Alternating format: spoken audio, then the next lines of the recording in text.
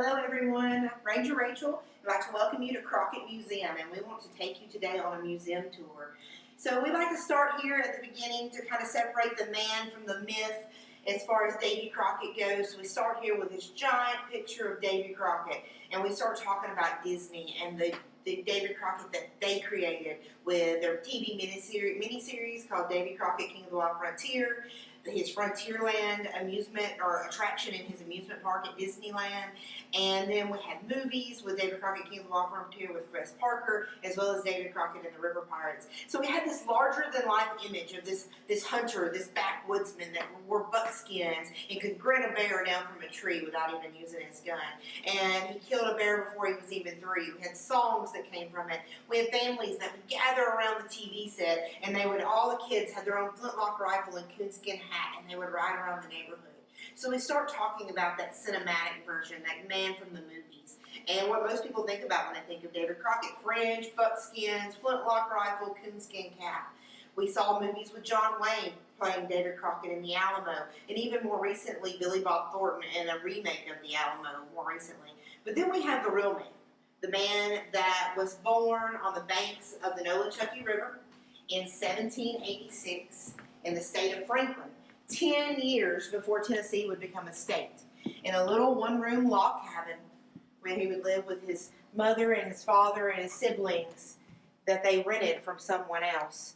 And he would attend school, he would work on the family farm, and at the age of 12, he would decide that he didn't want to go to school anymore, and he would sign up and go on a cattle drive into Virginia.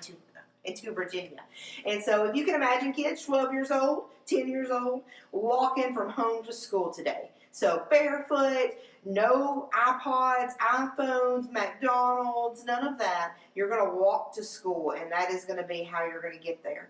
And can you imagine walking across the mountains and walking to Virginia? So on a cattle drive.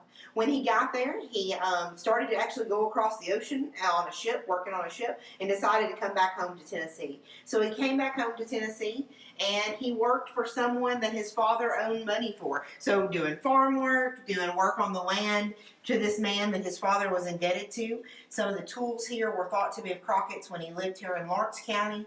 And he would earn basically his manhood, his freedom, so to speak, from that after working a year for that man. It's also where he learned how to hunt and become a good shot. He would borrow that man's rifle and go out and shoot and enter competitions, and actually often win a whole side of beef rather than just a quarter of the competition. He would win the whole thing. So in 1786, Crockett was born here on the Nolichucky River. That is where our sister state park, David Crockett birthplace, is located today.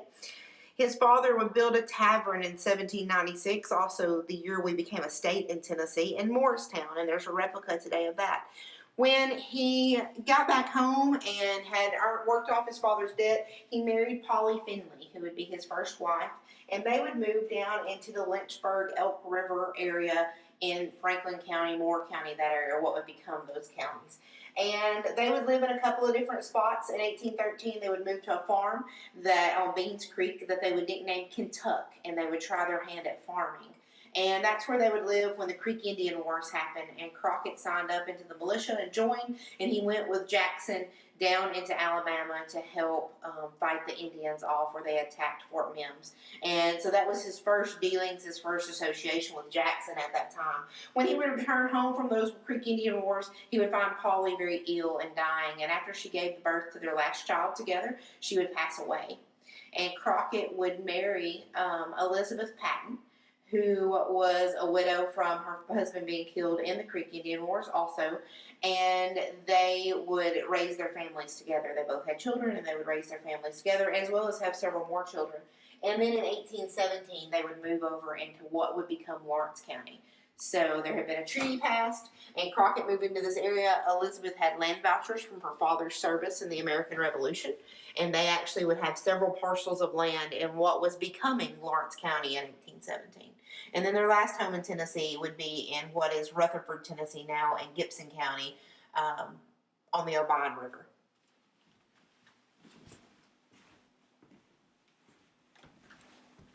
All right, so Crockett's favorite thing to do, his favorite job, his favorite pastime was to be a long hunter. So he would go off into the woods for long periods of time, where the name get the name, and he would hunt and trap all different kinds of animals.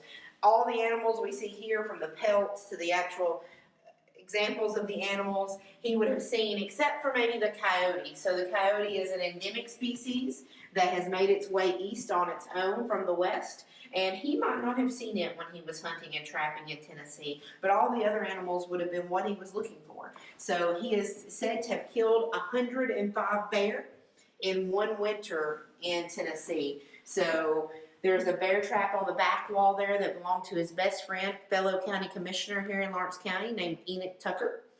And the family has allowed us to put it on display here. But they did hunt for bear, and they would trap, and they would go out, and they would collect all of their traps and their pelts, and they would sell and trade those pelts for money, and then use the food for meat, as well as the hides for clothing and things they needed that were essential for their life, especially here on the frontier. So maybe not killed a bear when he was only 3, but definitely killed over 103. So that may be a reason we don't see as many here today.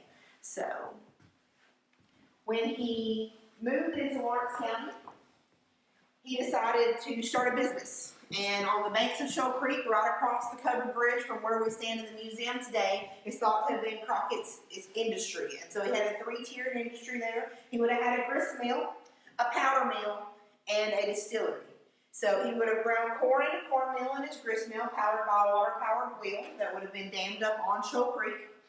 He would have taken corn from other folks, and he would have kept a share of what he ground for his payment. And most of his corn meal would then be put into the distillery to make corn whiskey. Corn whiskey at that time was a very common form of payment. They paid the preacher in whiskey. They would pay militia in whiskey. That was a common form of payday money, monetary value at that time. And so Crockett's distillery is part of his fame, as far as he rumored one time and jokingly told some of the other candidates in some of his political campaigns that Elizabeth made him a hunting shirt, and with 2 large pockets. And in one pocket he carried a flask of whiskey, and in the other he carried a chaw of tobacco. So that when he knew he met a man, he would offer him a swig of whiskey, knowing he would have to spit out his chaw. And wanting to leave him no worse off than he found him, he would often offer to replenish his chaw with a plug of tobacco. And so that was one of his jokes, supposedly, that he would carry with him through his political career. He also made powder, black powder, for the weapons that they shot at that time. Muzzle loaders shoot black powder. So he had a powder mill where they mined their saltpeter, and they would grind saltpeter, sulfur, and charcoal to create black powder that they could use in their muzzleloader weapons. He was very shocked in 1822 to hear that everything, 1821, to hear that everything washed away in a flood rather than be blown sky high by an explosion in the powder mill.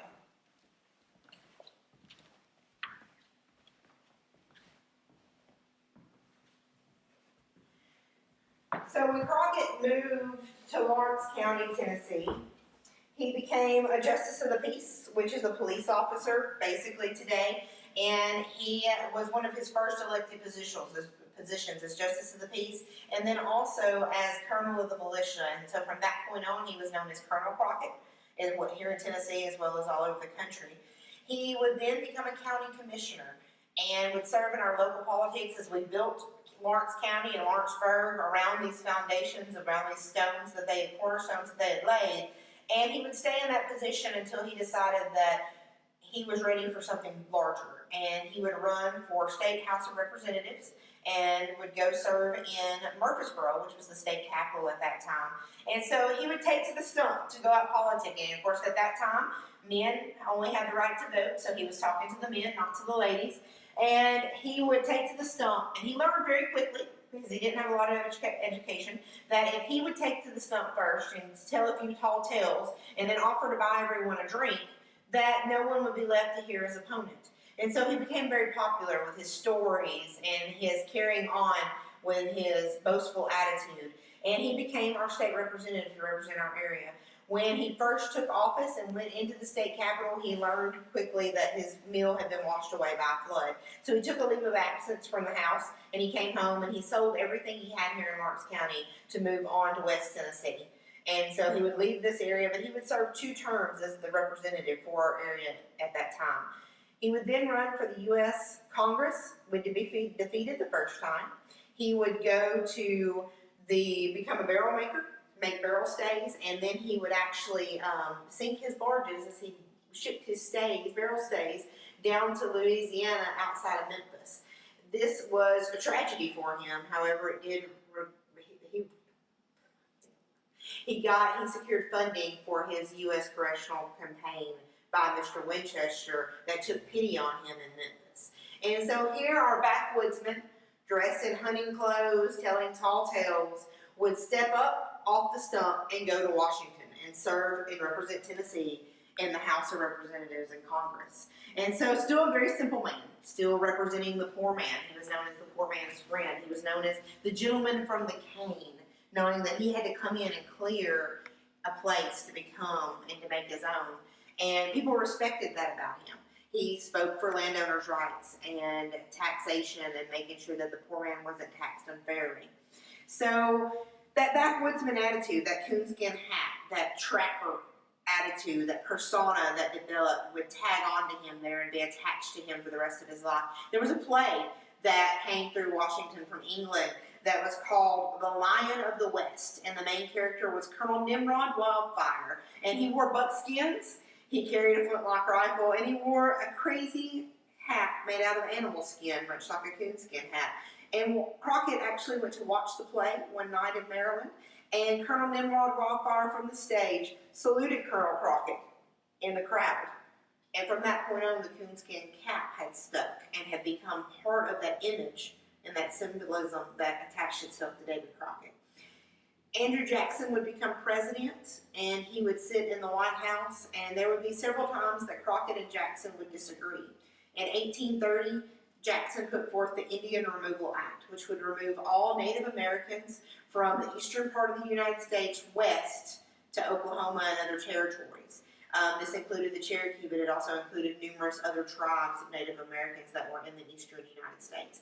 And Crockett said that in good conscience he could not vote for that. He could not stand for that. And although everyone encouraged him that the president really wanted this and he should really vote for it, he said he could not. And so he did not vote for the Indian Removal Act of 1830. And the folks back home that voted for him and casted their votes got scared that the president would be upset with him and that Tennessee would not fare as well. And so they did not vote for Crockett, and he was not reelected at that time. He was able to serve one more term as U.S. House of Representative, and he again would kind of argue with Andrew Jackson over the Federal Reserve and the National Bank. At that time, they redrew the district lines in Tennessee, and Crockett was defeated for that reelection once again. And at that time, he decided that he would go to Texas. And so Crockett would leave here. That term ended in 1834. Crockett would leave Tennessee in 1835 for Texas, which was fighting for its independence from Mexico in the First Mexican War. So Crockett would meet up with Sam Houston, a fellow Tennessean. Houston would request his assistance with his other volunteers to go join Colonel Travis at the Alamo. So David Crockett and the Tennessee Volunteers would go to the Alamo, a small Spanish church called a mission there in San Antonio, and the Tennesseans would defend this palisade wall. And so Crockett and his men were there, and when Santa Anna and the Mexican troops laid siege for over 10 days. There were 185 men defending the inside of the Alamo, Texans and Tennesseans that were volunteering and fighting for the Alamo, fighting for Texas's independence. There were over 1,000 Mexican soldiers outside. But then, and after 10 days, they were able to bombard the Alamo and take over. Crockett was thought to have been killed by the officers in the end. He was still alive till the end. But we know that Captain Dickinson's wife wrote in her journal that as she was escorted out of the inside of the mission after the battle was over, that she saw Colonel Crockett lying there, and she knew it was him by his peculiar cap lying by his side. And so Crockett would die in 1836 in the Alamo. He was just shy of his 50th birthday. In January of that year, the last word that his children would hear from him was that, "Do not be uneasy about me, for I am among my friends. Farewell." Crockett's family would later travel to Texas and actually live there the rest of their lives there, including Elizabeth, who is buried in Texas today. So, thank thanks for touring the museum with us. If you have any questions, just comment on the video and we will try to answer them.